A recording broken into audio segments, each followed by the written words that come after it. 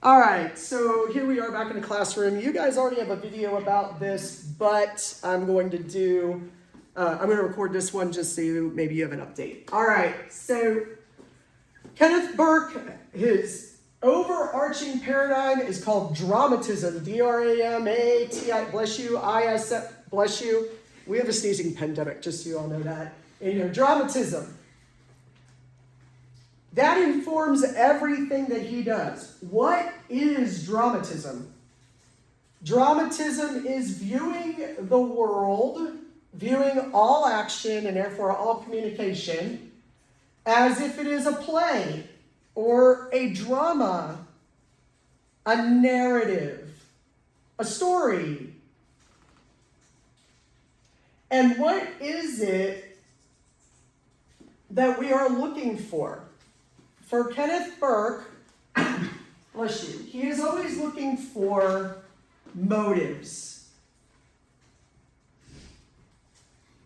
Motive. Why is someone doing what they're doing? Does this sound like bastardized psychology? Absolutely. It does sound like bastardized psychology to me. We're looking at motives. Why is someone saying what they're saying? Why is someone doing what they're doing? He was, at first and foremost, a literary critic. He was a literary critic. That's how he started out. And eventually became, I guess, what we might call a linguist. He studied language, the language of symbolic action. Yeah, I know, that's a shocker.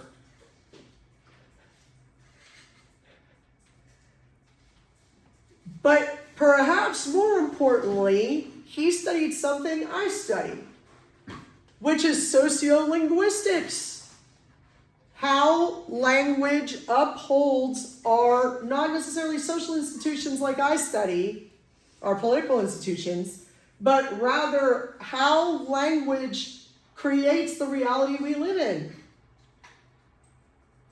He was really one of the first who believed in constructivism or constructionism. Man, I'll tell you what, it changed from one to the other in my lifetime, and I don't remember which one we're on. Do you guys know, have you ever heard the word constructivism or constructionism? No? I guess Dr. Bauman mostly taught that, and she's retired. Guess it's left up to me. What is constructionism or constructivism in communication? It's the idea that our language, whatever we're using it, creates our reality. Or at the very least, molds, sort of changes, defines our reality. Okay? So all of that is underlying everything we're about to read for the next couple of days. Dramatism, looking at the world as a play, and understanding motive for why people say what they say and do what they do. All right? We ready to venture on this fake psychology class? All right. It is, right? It's bastardized psychology. Most of communication really is, if you think about it.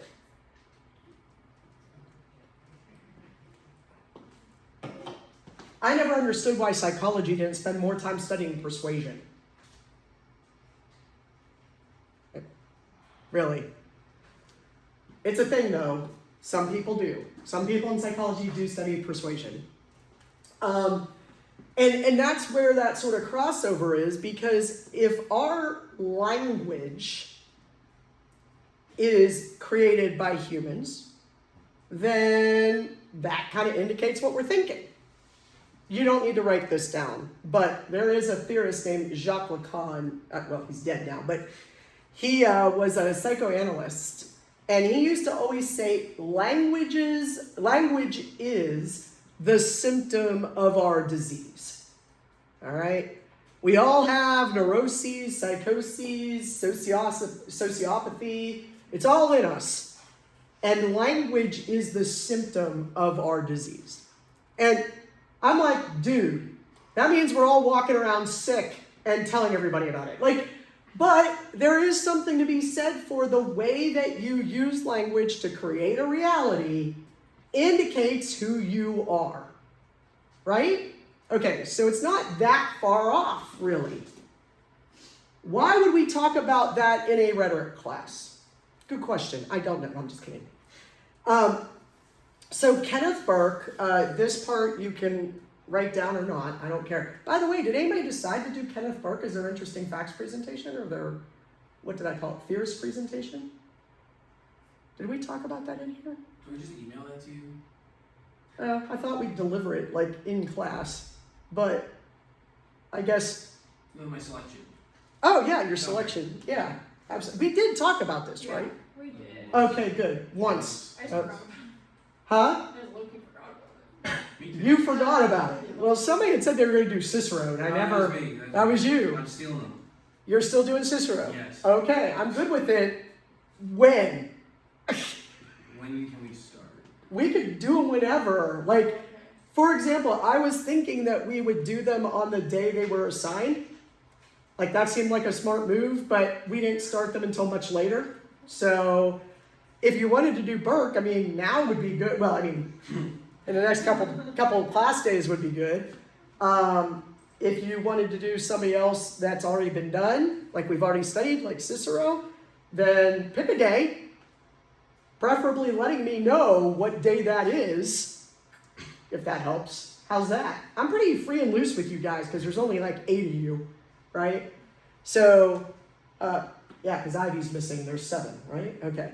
So, oh my God, I almost have a full class today. Jeez. Blow me over with a feather. Okay. So, yeah, whenever you want, but do it on a day when we're actually in class. Let me know when. Yeah.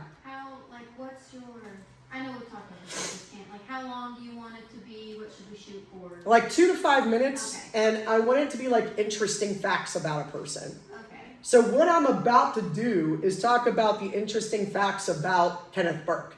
They may not be necessarily important, but they give you like an idea of who he is. Yeah. My new Canva presentation. Can you? Oh yeah, I don't care. I have premium. Use what? Me too. Use whatever visual aid you feel you need. Yes. All right. Cool. Yeah. No problem. Canva. I mean, the only one I don't like is Prezi because it gets me dizzy. But The jumping. yeah, but use it if you want. I'm okay with it. I will not. I mean, does anybody use Prezi anymore? Is that a Kinda thing? old. It's kind of outdated. Okay. It's middle school. Trust me, PowerPoint is so old. Prezi is middle-aged, but definitely out of date. I'll give you that. Okay. So yeah, use whatever age you want. Don't use any at all if you don't want to. But I just want to know, like, not things you can read in your book necessarily, right? I don't need you to give us the philosophy side of it or the theory side of it so much. I'm looking for fun stuff about the person. So I'm about to give you that example. Yeah? Okay. So Kenneth Burke was born in Pittsburgh, Pennsylvania. Do you know anybody else from Pittsburgh, Pennsylvania? Me? Yes. Okay. He was born in Pittsburgh, Pennsylvania. He was raised Catholic. Do you know anybody else born in Pittsburgh, Pennsylvania who was raised Catholic? Yeah, that'd be me. Why is that important? It's important because it actually informs a lot of what he talks about in his theory. As much as him growing up in a smoggy, dirt-filled city impacts that. A steel city, right? A city where steel is produced. I can't talk. I'm really bad at it. Right? It was smoggy. It was dirty. It was the late 1800s when he was born, which means he was born before which war? World War I. Very good. 1 and 2, technically, that is true. You were technically correct. World War I and 2, and lived through Vietnam, and lived until the Persian Gulf War in the 90s. He died when I was a sophomore in college or a junior, somewhere in there. So 94, 95, maybe, I think. Yeah, he died old. He was an old man when he died. I think he pickled his body with alcohol, which, no judgment. Do it. Apparently it works. The reason those things are important is because they will inform his work later. And we'll talk about it. He then, when he got older, he was offered positions at colleges and universities. He started university and then quit within the first year, somewhere in Ohio, said, screw this, I don't want to do this stuff. Moved to New York, hung out with the people that my predecessors called the beatnik poets. Do you know who the beatnik poets are? Can you name one? There was the one comedian guy. The one what? Comedian, he's like one of Ooh, I don't know that one. I mean, you're right. Yeah. There were comedians. like There Lenny- were writers, artists, poets. Yeah. Lenny Bruce. Lenny Bruce. Yes, that would be one. Jack Kerouac. Have you ever read Jack Kerouac? Have you ever heard the name Jack Kerouac? I'm gripping my sweater. I'm all right. I'm all right. Everything's going to be all right. We really don't read the classics anymore. I mean, you guys know who Jake Paul is, but you don't know who Jack Kerouac is. I'm concerned for not our future, but just everything. Okay, Jack Kerouac, famous writer. One time when Facebook first came out, I drove from here, Springfield, to Pittsburgh, Pennsylvania for the first time. And all the way there, I was writing, here's where I'm at. This is what's going on. I just saw this. Check out this gas station. Like, just this like series of statements about my trip across America. And I didn't think about it, but my boss at the time, our department head, he actually wrote to me in a Facebook message, and he said, you know, if Jack Kerouac was alive today, this is exactly what he would have written. And I was like, oh my God, I didn't think about it. Jack Kerouac started this like stream of consciousness sort of writing that led into stream of consciousness writing for more people. Okay, I'm going to give you another name if I can think of it. And it's okay that you guys don't know who these people are. It really is. I know I react. I dramatize a little bit. I'm over dramatic. I'm like my dog. Okay. He wrote Fear and Loathing on the campaign trail in 72. Hunter S. Thompson. Hunter S. Thompson. Great. So one of you has heard of Hunter. Has anybody else heard of Hunter S. Thompson? I am shocked that Benjamin has not heard of Hunter S. Thompson. Really? You haven't? Okay. Fear and Loathing in Las Vegas? I'm not learning. No, it's okay. I'm not suggesting that there's judgment here. I'm just surprised. I didn't say I was surprised about everybody else. Okay, I am surprised that nobody has heard of Hunter S. Thompson except one person. But you're Catholic. No, I'm just kidding. Hunter S. Thompson, famous for stream of consciousness, Jack Kerouacian sort of writing. That sounded weird. Sort of writing, okay? And those beatnik poets,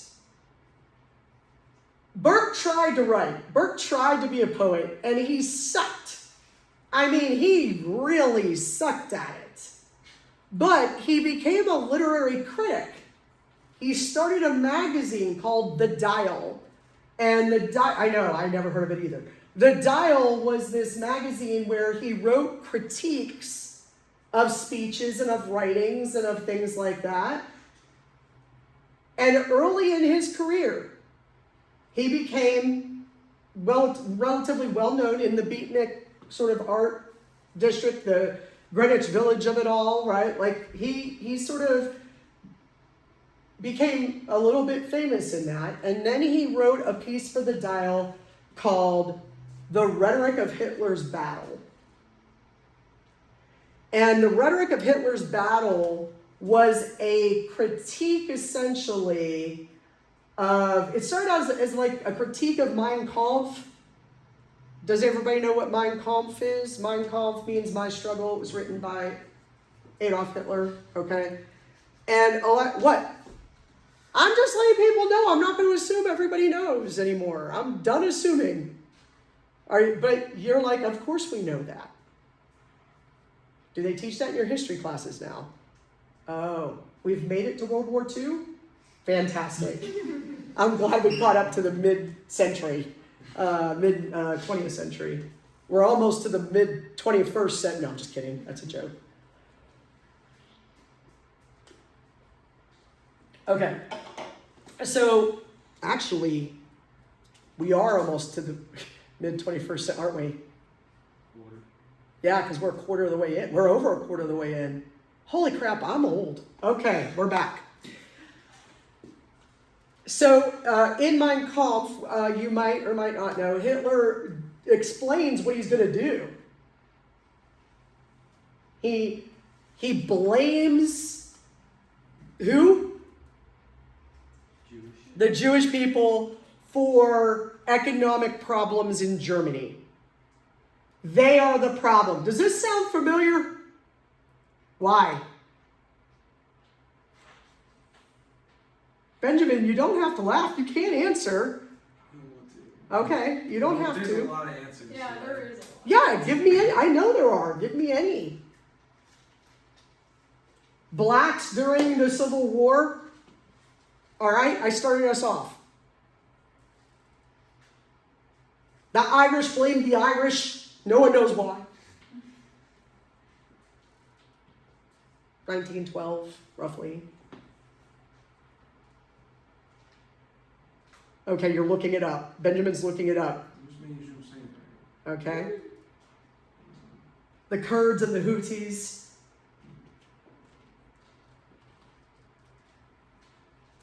Us and immigrants, particularly from what part of the world? The Middle East. That feels old and dated, doesn't it? I feel like we're blaming the people from South America now. It's kind of. It's equal. Okay, we're doing both. We're still doing both. Okay, good to know. It's very much. Serbs and the Bosnians. The Serbs and the Bosnians. Yes, it took you a look up for that one. I get it. can't remember if it was the Croats or the No, I Serbs. get it. Both. I lived. Both. No, I get it. I lived through that, and I sometimes ask myself, huh? Yugoslavia. Yugoslavia, Czechoslovakia, all the Slovakias, All apart. all of the Slovakians, all the Slavs, Pan-Slavic nightmare. All I kill them. A lot of killing. Most people don't think about it. Hungary, the Hungarian Empire, Russia, Ukraine. We blame them, right?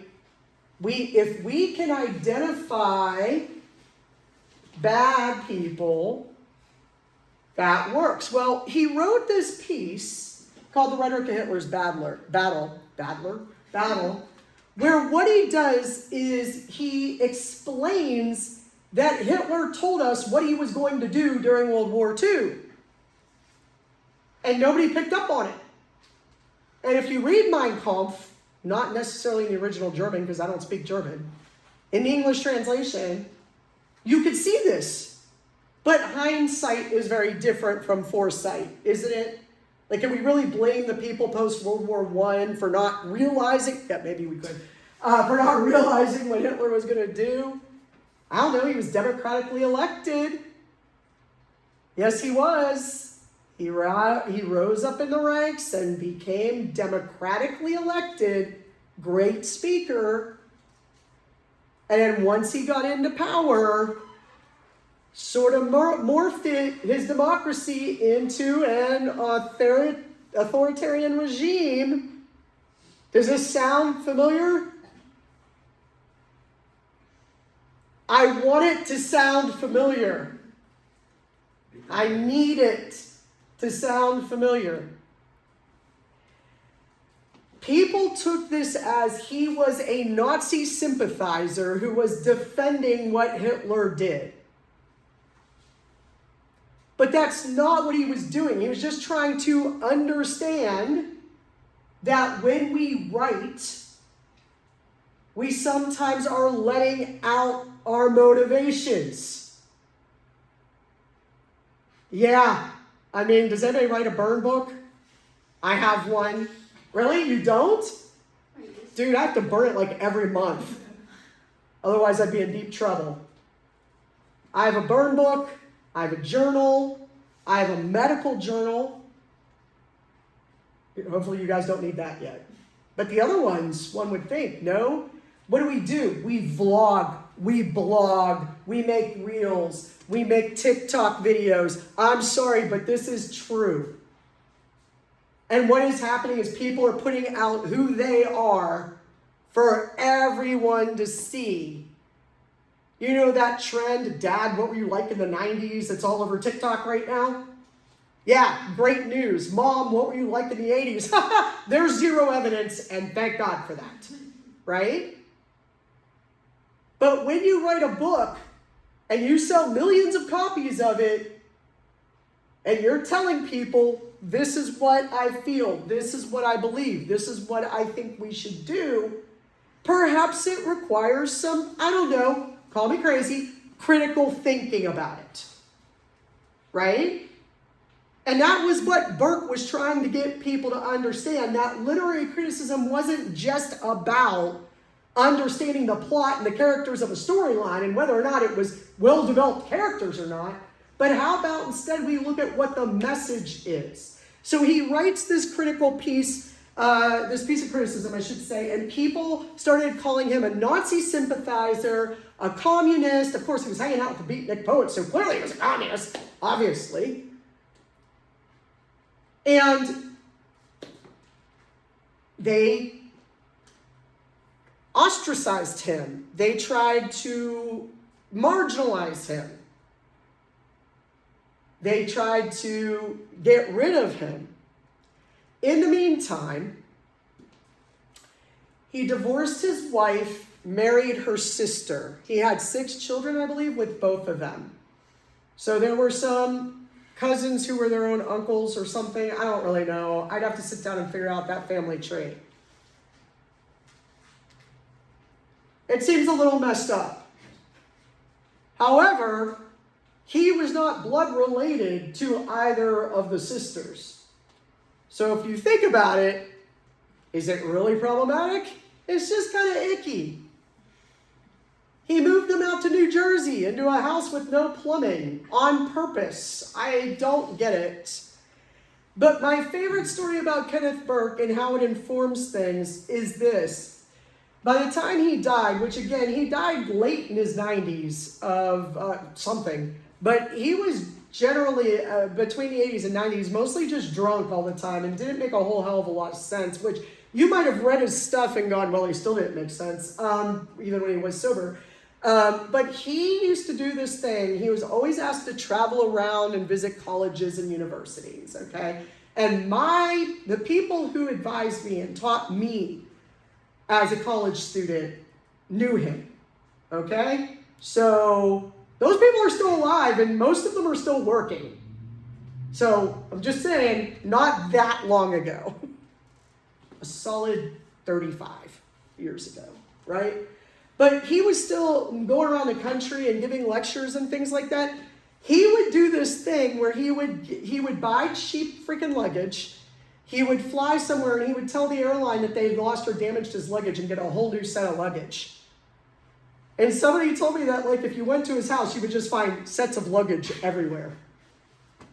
I love that story. I don't know why I love that story. They don't do that anymore. If they damage or lose your luggage, they don't care. But back in the day, they used to just replace it, barely without question. And I think to myself all the time, wow, Burke, how did you possibly do that? And here's why. As a Catholic, Burke was obsessed with guilt. You know what I'm talking about. You know what I'm talking about. Maybe? No, maybe not. Yeah? Is anybody Italian? Oh. Yeah, I'm Italian and Catholic, so I've got double guilt coupons that go on regularly. So he was obsessed with guilt. That guilt would actually motivate us to do things that we wouldn't normally do or say. In The Rhetoric of Hitler's Battle, he actually talks about this in a very organized way. And now, I do have a copy of The Rhetoric of Hitler's Battle. I usually put it up for you all to read. Nobody ever reads it. Would you like me to put it up though? You would like me to put it up? Okay. Yeah, I mean it's an interesting read. It's in English. It's perfectly readable. I've got a PDF of it somewhere. The rhetoric of Hitler's battle outlines what we now call the guilt redemption cycle. So, here's what I'm going to do now as I move into, after I've explained the underlying sort of ideas about what Burke thinks and how he lived. Let's talk about, well, we're going to talk about 3 methodologies that you might use for your second paper. Okay? Today we're going to talk about 1. We'll move into the other 2 on Wednesday. We have Burke scheduled for the next 2 days, right? Do we have him scheduled for a 3rd day? We may go a 3rd day. It'll just depend. The rhetoric of Hitler's battle outlines the first of the methodologies that you might use in your paper 2. Are you ready?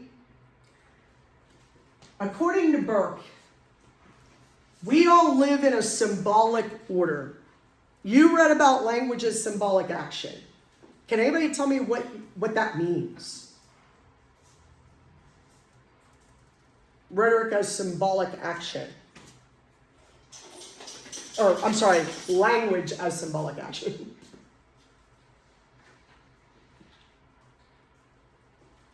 Was that like the agency? That will come into it, but yes, I mean, you're getting to it. The idea, remember when I talked about, yes, I'm saying yesterday, the last time we met on Wednesday, do you remember I talked about I.A. Richards and the semantic triangle of meaning? Dude, was that really just Wednesday? It feels like it was like a year ago. Doesn't it? I mean, for some reason, this weekend was just, I mean, not in a good way, in a bad way. It just really seemed like it took a lot out of me. So I.A. Richards said that there is a relationship between the word, the thought, and the object, right? Remember? He called them symbol, reference, and referent, right? Symbolic literally means, symbols are literally words, right? They represent something else. If I put up this sign, oh, good Lord, that doesn't even remotely, yeah, guess what that is? Jeez. Maybe? Nope. I'm writing in invisible ink today. If I put up this sign, this symbol, what does that mean? Peace. Right? We've all agreed that that means peace for some reason. I don't know why. Looks very divisive to me, like a half-drawn human. I don't really get it. Or like you're trying to play hangman and you got the head wrong. I don't know. But it's a symbol. Symbols have meaning, right? Symbolic meaning. Language as symbolic action means that whenever you speak, whenever you use words, you aren't just saying something, you are doing something. So language is an act. Rhetoric is an act. You are doing something, whether that is creating, maintaining, sharing meaning, whether that you believe that if you think hard enough about something, you can make it happen. What do they call that? When you manifest. Thank you. Because yeah, I can manifest stuff out of words. Sure, we believe that actually to be true. If we didn't, there wouldn't be enhanced sentencing for hate crimes. Because what's a hate crime? It's a crime committed while you are expressing hate. See, it's an action. It does something, right? So language as symbolic action does something. And that falls within his dramatism paradigm, doesn't it? That every time you use words, you're doing something. All of a sudden, you guys just accepting everything that I say blanketly without question gets very scary, doesn't it? And by the way, does that sound familiar? Benjamin's like dying over here. He's like, just say it. Just say the words. Just say you're talking about it. Just say you're Just talking say you're about talking it. about Why it. do you keep pussyfooting around it, Dr. D? I'm not sure I'm ready to say it out Say you're loud. talking about Trump. I'm afraid if I say it out loud that it becomes more true. It's already true. It's already true. Okay, yes, I believe firmly that Donald Trump is engaging these exact practices. Get people to listen to you without question, question reality, truth, make it something it's not, create chaos in the voting system, but pretend that you're still voting. What are you laughing at, Benjamin? Just the idea that liberal says Trump is Hitler. Yeah, and I'm not saying Liberals- that. No. Just kidding. I'm saying he's a liberal professor proclamating that Trump is Hitler. Boom, that's your headline. And you know what? I would totally get it if that became a headline. KY3 tonight. Tonight, KY3. Color 10 interviewed me the other day about the great work I do with a nonprofit that I quit this week. So, I'm just saying, I'm just saying. I did the interview on Tuesday and I quit on Thursday night. But, it's good work. So that's fine. The idea that we can say something and it does something is greatly lost on people. We relearn the same lessons many times over.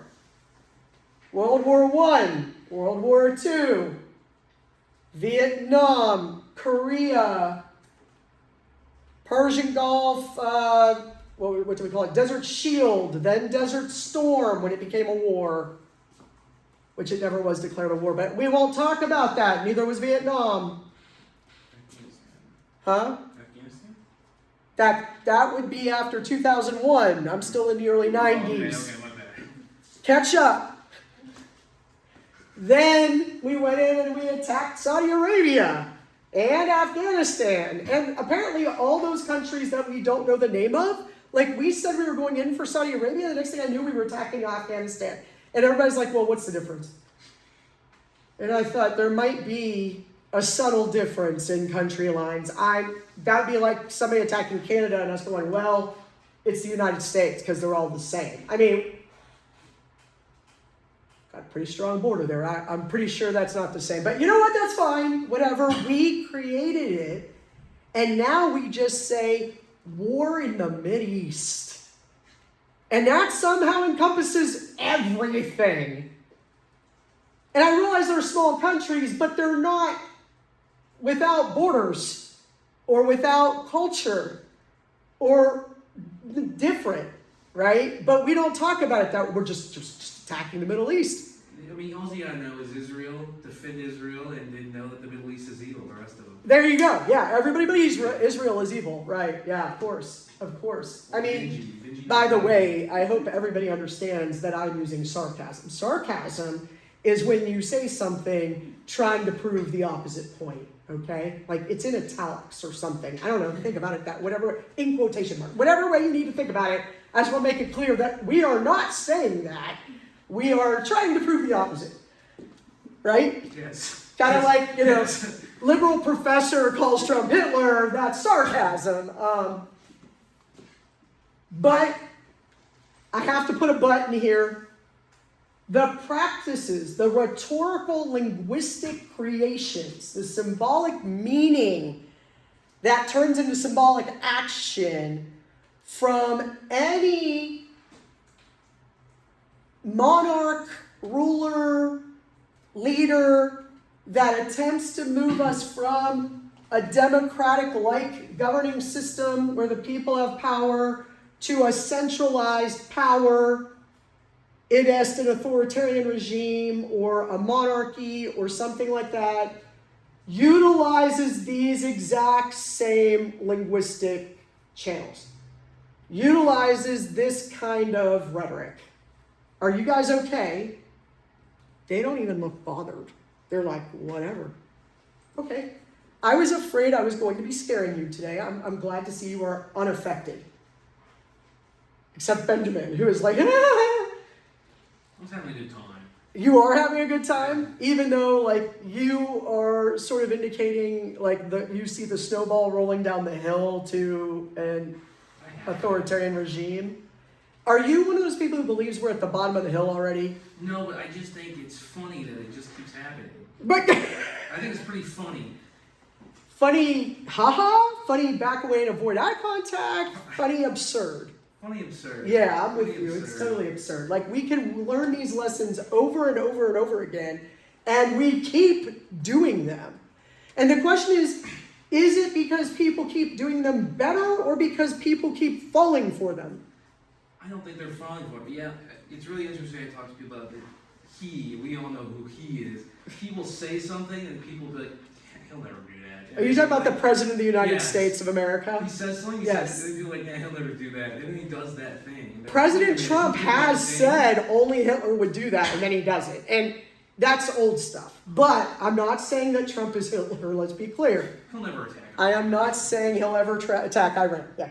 He'll never attack Iran. He'll never capture another president of a free country. That's just absurd. That's crazy talk. I don't know who would think that. Maduro. Liberals, am I right? Oh, we're so dumb. We're so dramatic. The woke mob. The woke mob is so dramatic. Why would you ever think that Donald Trump would try to capture a leader of a free country? That's nutty. And somebody said to me, they said, Democrats have done this all the time. I was like, I'm sorry. I'm going to need to give you a little lesson in American history. Never once, never, no president, I don't care of your party, I don't care of their politics, I don't care how bad they were or how good we were, no president of the United States of America has ever used the military to kidnap another leader of a country. Never. It has. Are you going to argue with me about this? Oh, okay. I thought you were like getting ready to prove me wrong. By all means, people should prove me wrong on that. But I hate to tell you this, I could be wrong, but I'm not. Literally, it's never happened. And we're all just like, yeah, you did that to Maduro, so let's go do it in Iran. And we're all like, okay with it.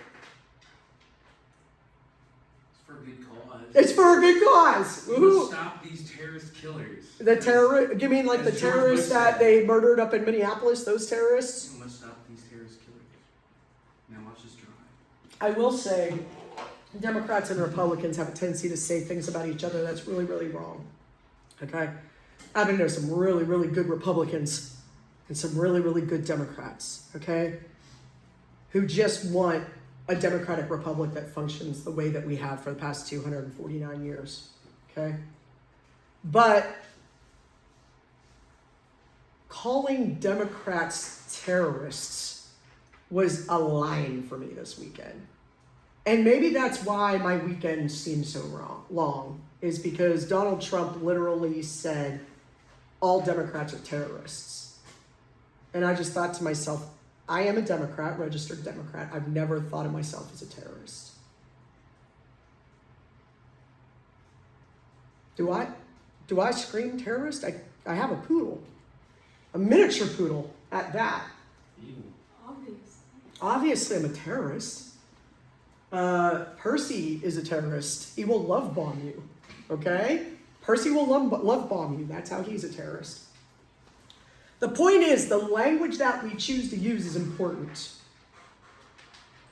If you say, all people in this group are this, you are taking an action. You are attempting to create them as such.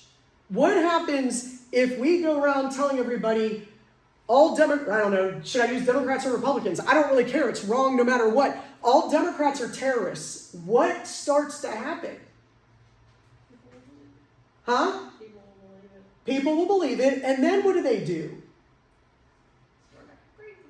Well, they find out you're a Democrat. What do you do to terrorists? Kill them. I'm sorry. Unalive them. Whatever I'm supposed to say. Well, I mean, come on. That's how silly we've gotten, isn't it? When we start saying things like, I unalived myself. Or, come on. I'm sorry, suicide drones has been my favorite thing out of my son's mouth, which is, by the way, legitimately a thing. Yeah, do you want to know what a suicide drone is? Okay, because you weren't here for the last class. Okay, suicide drones, bear with me, are drones that apparently say, I'm going to go bomb that ship and kill myself. Is it like a robot like talking? No, it's just a drone. There's no language. I'm being facetious. The point is that they call them suicide drones because they're drones that explode onto the ship and bomb the ship. Oh, okay. Why they put suicide drone in there, I don't know. But yeah, it's kind of funny the way that we label things to make it sound better. As if that drone made a unilateral AI choice, right? That's nuts. We're assigning, what are you going to tell me that it did? Oh no, I'm just thinking of Palantir. Of what? Palantir. Oh, Palantir. Yeah. Yeah. Palantir word to say. I have to be honest with you guys. I don't understand all the AI freak out. Like that, I've been living in a world where they've talked about artificial intelligence causing World War III since I was 10. Okay? Computers are AI. They're going to start World War III, and no human is going to be intervening in that. That is the entire plot to the movie War Games that came out in 1984 when Matthew Broderick still looked like he was 12. Do you know who Matthew Broderick is? 2 people know who Matthew Broderick is. Have you ever heard of the movie War Games? Go watch it. It's good. If for no other reason than the nostalgia of it all, of being able to pick up a piece of tin off of a pop can, like this here, only they looked different back then. A pop tab, they looked different, and you could use it to connect the wires in a payphone and make a call without paying for it. Those were the good old days. I miss those days. I've done that before. I jump-started a car with a pop tap once. You just got to know what wire. Okay, not anymore. You can't do it anymore. I can't even change my own oil in my car anymore. AI has taken over my car. Does your car self-lock? I start my car, I start driving, all doors lock. Oh, yeah. AI, everybody. AI. That is what's going to kill us? I don't understand the freak out. I'm having a hard time with this whole freak out thing. I don't understand Bitcoin or cryptocurrency. I don't understand it. I don't understand why a cryptocurrency, or what do you call those things? NFTs? Yeah. Pictures? NSFs I don't understand. NFT, yeah. I don't understand any of those. The differences, I don't understand it. I also don't understand why we're upset about the data centers. Water. Right. They use water, but then what happens to the water? They just don't like. Doesn't it go into the ground and get absorbed by the sun No, and recycle it. rain? They recycle it. Okay, wait, so we're upset that they recycle the They're water? just like using it. A lot of it. But where? And? And they're not treating it, and so it's becoming bad. Like yeah, I mean, there's. You ever hear acid rain? Do they put stuff into Yeah, the I'm a child of the 80s. I heard of acid rain, okay? That one I remember. It's But- like, you know, like they, But, what? Have you physically seen it? we used to like it when people recycled things. It's the stuff they're putting into the water when they recycle. The water gets bad as opposed to the dumping that we do in our oceans that is literally creating But microplastics. that's not in America, you know. Oh my gosh. The ocean doesn't He's affect being me funny. in Missouri. He's being Yes, I am. He's being facetious. Yeah. The It's my point favorite is like, thing to do. I think it's fun. I know, and I'm with you because I'm a Gen Xer. I get it. I speak sarcasm, so I'm with you. I think it's funny that we make these statements that AI data centers using water is the problem. Like what? I'm sorry, we are literally destroying children's schools with children in them. And that seems like a bigger problem than a data center in BFE Pennsyltucky. I'm sorry, I'm using Pennsylvania as an example because we have Pittsburgh, we have Philadelphia, and we've got Pennsyltucky in between them. Are they American children? No. Well, yeah, they were not American children, so we don't care. We do not care. Because they are them, right? They are Amen. them. So, in the symbolic order, which we have a symbolic order, right? That symbolic order gets violated. I had someone this weekend say to me, stop apologizing so much. I was like, I'm so sorry. I violated the symbolic order constantly, apparently, with this person. We violate it. Get into an elevator and start talking. That used to be a violation of proper etiquette. We now do it all the time. Get into the elevator with someone you don't realize is a college professor and start saying, oh my God, I totally failed that exam. My professor wrote the trickiest exam ever. Also, I was drunk last night, so maybe it was that I was hungover when I took the test. I've got to call everybody I know because I failed that exam. Did you ever do that? Or hear somebody do that? Or something similar? Sort of. What's the first thing we do when something goes wrong? When we feel awkward because we violated the symbolic order. We feel like we're not quite fitting into the symbolic order. What do? Anybody know? We attempt to get back into the symbolic order. Okay? We attempt to rejoin the symbolic order. We want to be a part of it. I have said to my husband a few times, I'm like, okay, something's off. I feel like I violated the symbolic order and I'm not really sure what I did. Which means I can't figure it out. You just feel awkward. Did you ever have one of those days? Especially if a superior yells at you or says something to you and you're like, dude, what the? Like, okay, you're like, okay, how do I get back in their good graces? Or how do I fix this, right? You have to go through a process, some sort of process. According to Burke, you go through the process, one of two processes. Either mortification, which, yes, that does mean dead, but what we mean by it here is admitting that you are wrong, owning it, taking it on.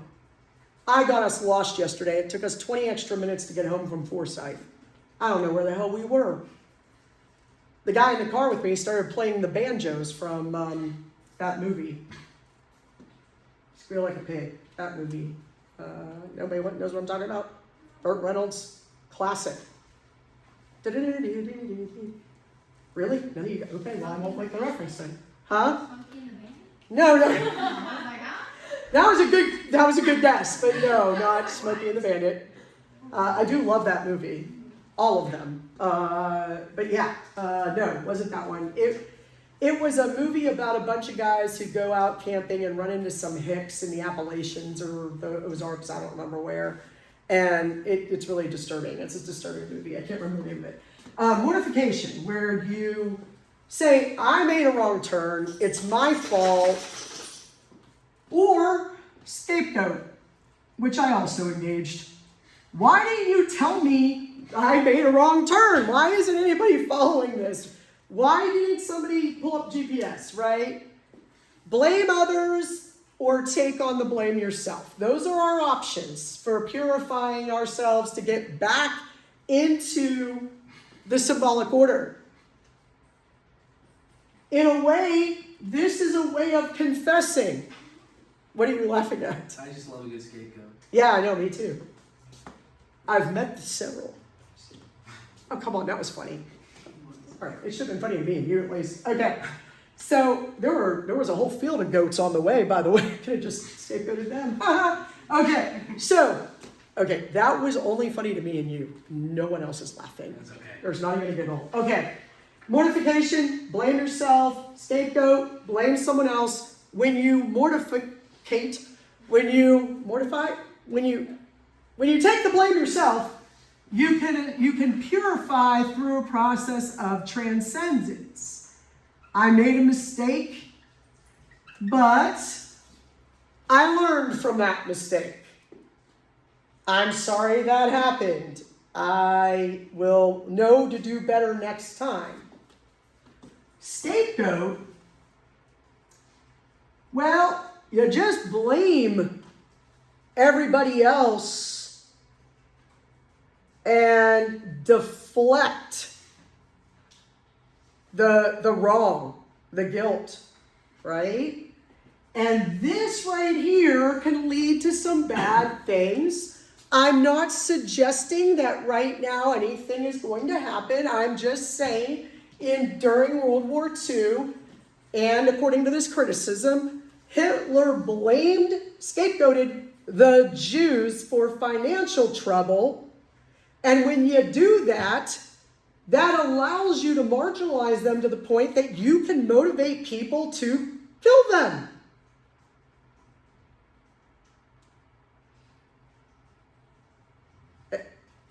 I'm sorry that this is an extremely simplistic explanation for a very complex, dire situation, but it really wasn't that hard to figure out. But in hindsight, it's easy to see. Which is why somebody said the other day, I feel really bad because you do realize that we in 2026 are going to be the hardest questions on some poor future students in history exams. Yeah, that's true. We are living it, right? So we don't see it as much unless you pay attention. Through transcendence or scapegoating, you become purified. You go through a process of purification. This confession, you call everybody you know and either blame yourself or blame someone else.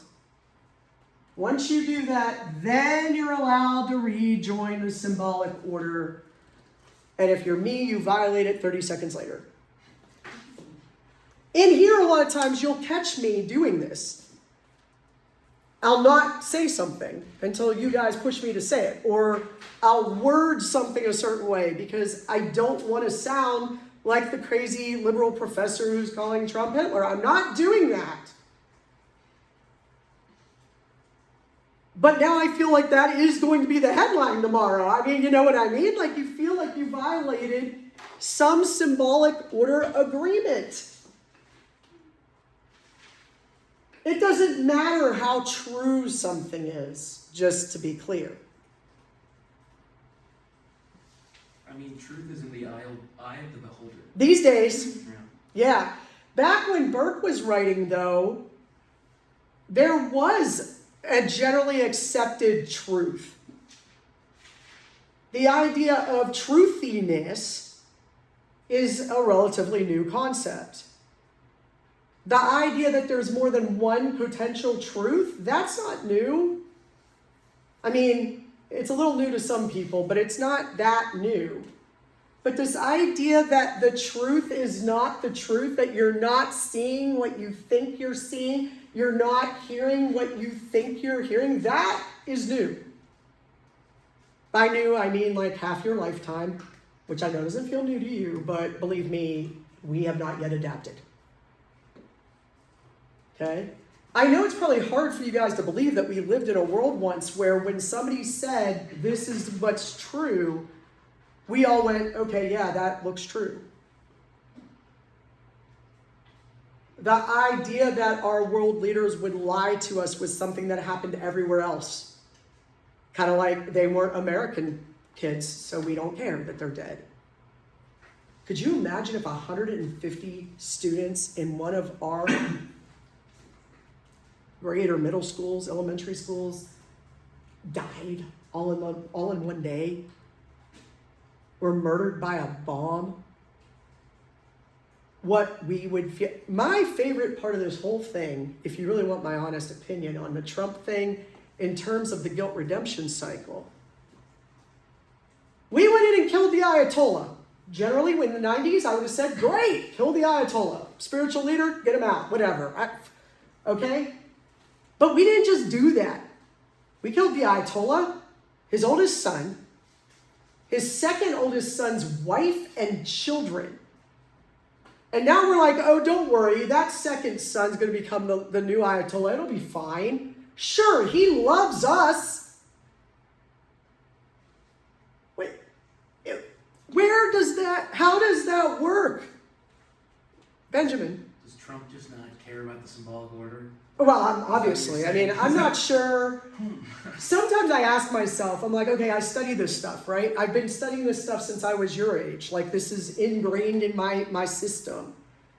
But if I walked up to somebody and went, Trump just keeps violating the symbolic order and we all keep letting him, they'd be like, what the freaking hell are you talking about? So I'm not really sure that, but here's the thing, just put this into other words. It's not okay to murder someone else's family and then expect them to help us. That just makes sense, right? You murdered a family. Let's forget the children for the moment. You murdered somebody's whole entire family. You admit it. Yeah, we did it, but hey, we still want you to help us? Okay. Now, none of that matters to you because you're not going to be doing that for your paper, obviously. I don't think anybody will. But what if you did want to use this for your paper? How would you do it? Well, I think I might have talked to you guys about, I had a student who did a paper on the Dixie Chicks. After 2001, actually 2002, when we invaded Afghanistan, President George W. Bush was our president at the time. And the Dixie Chicks were they're just called the Chicks now, I know. But back then they were the Dixie Chicks. Can I just go with that name for the moment? Okay. They were the Dixie Chicks. The Dixie Chicks were in London. They were doing a show. It was like a broadcast. They said, we are embarrassed that our president comes from our state. Those were the words that Natalie Maine's lead singer said. Okay? Their lives were ruined. Toby Keith went on a rampage. Everybody started burning their CDs. Yeah, that was a thing back then. We had CDs. Radio stations refused to play them anymore. So, the symbolic order by 2007, 2008 was the Dixie Chicks didn't have a career anymore. Their lives were ruined, literally, like we hadn't heard from them in 5 years. Toby Keith was going around, trashing them. Because remember, he wrote American Soldier and what's the other one? Courtesy of the Red, White, and Blue, thank you. Right? So he was 100% pro-war.